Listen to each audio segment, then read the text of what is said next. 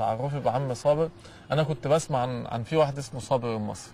خلاص، في مشكله مع لاعبي الاراجوز نفسيا، ان هو دايما يقول لك ان انا اهم واحد وانا الوحيد الموجود. يمكن عم صابر ما بيعملش كده، ان انا الوحيد الموجود، ان ما فيش حد غيري.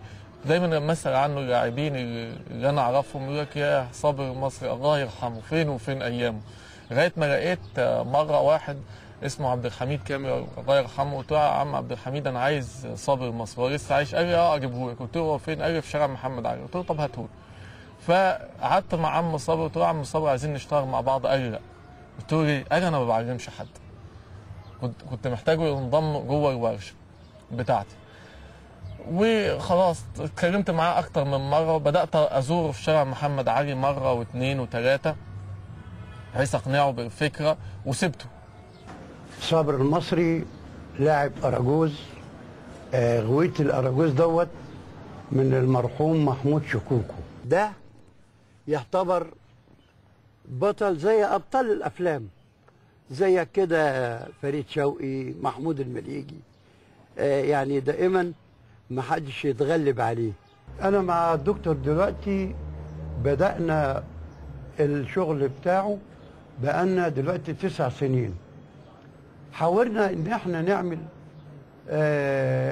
ورش للاطفال هيتعلموا فيها اراجوز، يتعلموا فيها خياط ظل.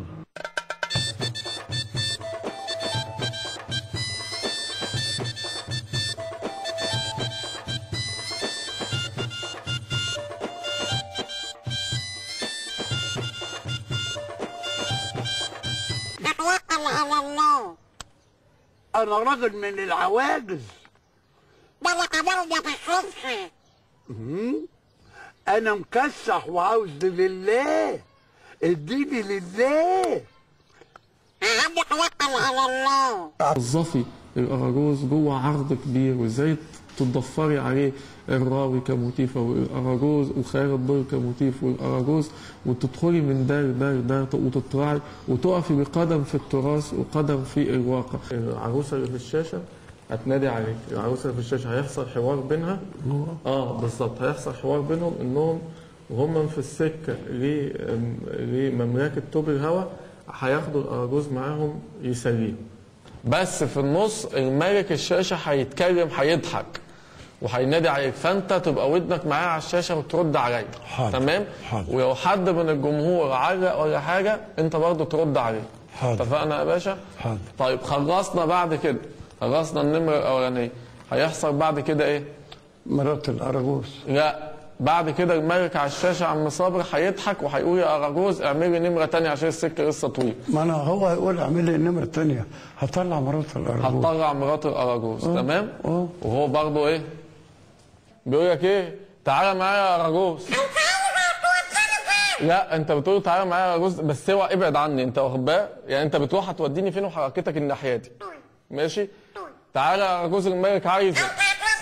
يا اراجوز اسمع، يا اراجوز تعالى، الثالثه تنزل بقى. خلاص مصطفى طلع. ماشي؟ بالنسبه لاعضاء الفريق والناس اللي اشتركوا في التجارب المختلفه على مر السنين، كان بيبقى فيه ظروف كل مره لاختيار مجموعه محدده.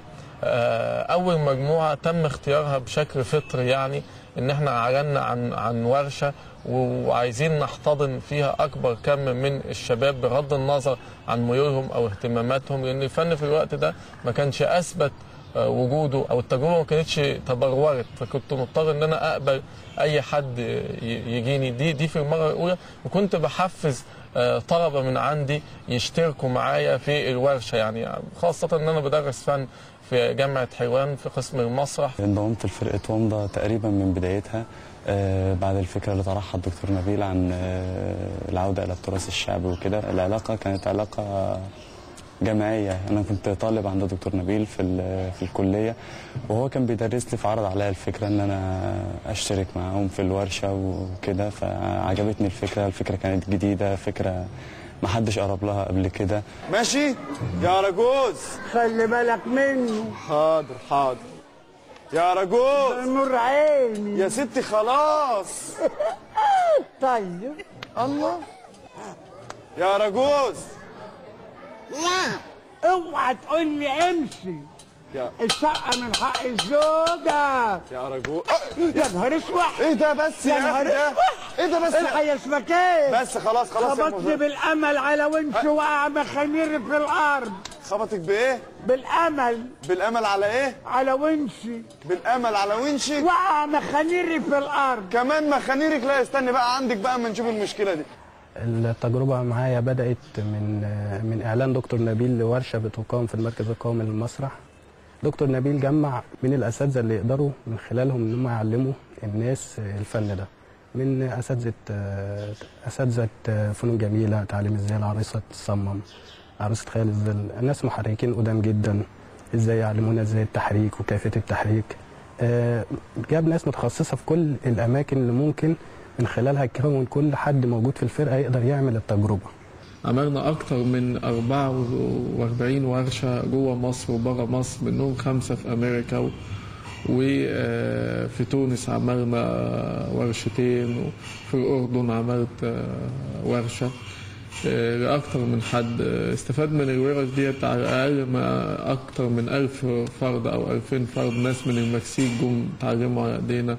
عملت ورشة